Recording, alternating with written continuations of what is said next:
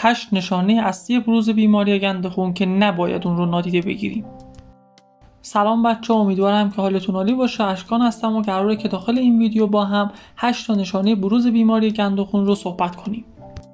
این نشانه ها اکثرا نشانه هایی هستن که مردم بهشون بی‌توجهن و ما باید زمانی که این نشانه ها رو توی بدن خودمون یا دوستان و اطرافیانمون دیدیم حتما به پزشک مراجعه بکنیم. خب بچه‌ها، اولین نشانه افزایش تشنج و سردرده. تغییرات در سطح گند خون میتونه که باعث تغییرات روانشناختی بشه و در نتیجه اون تشنج‌ها و سردردها خیلی بیشتر میشه و افزایش پیدا میکنه. پس اگر که سردردهای خیلی شدیدی داریم، احتمال داره که به خاطر گند خون ما باشه.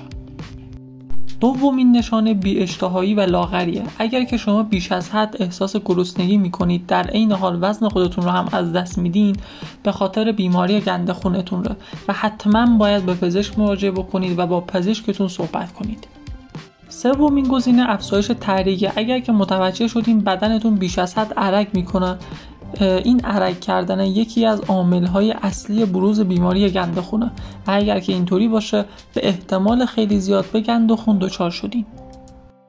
چهارمین گزینه خشکی دهان و تشنگی بیش از حد. افزایش گند خون باعث تشنگی زیاد و خشکی دهان میشه. اگر این علائم رو تجربه میکنید حتما بهتر که با پزشک خودتون مشورت کنید.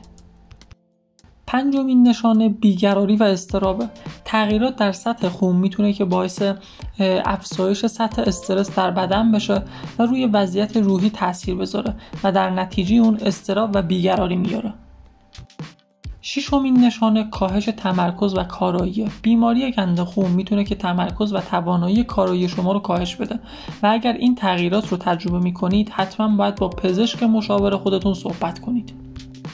هفتمین نشانه بروز خستگی و خواب‌آلودگیه.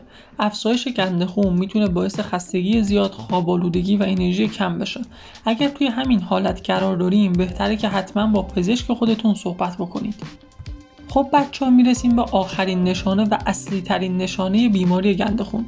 زخم‌های بهبود ناپذیر و التهابات بالا بودن سطح گند خون میتونه باعث کاهش قدرت بهبود زخم‌ها و درمان التهابات بشه و اگر زخم‌هایی توی بدنتون وجود داره که بهبود پیدا نمی‌کنه و بهتر نمیشه، حتما باید با پزشک خودتون صحبت بکنید.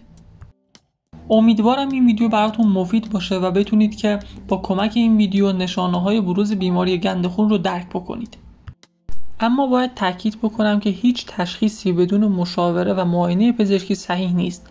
بنابراین اگر که شما یا عزیزانتون با هر یک از این نشانه‌ها مواجه شدین، بهتره که فوراً به پزشک خودتون مراجعه بکنید. خیلی ممنون که تا اینجای ویدیو با من همراه بودین. حتما کانال من رو ساب بکنید و زنگوله رو بزنید و اگر که هر نظری داشتین داخل بخش کامنت ها برای من بنویسید.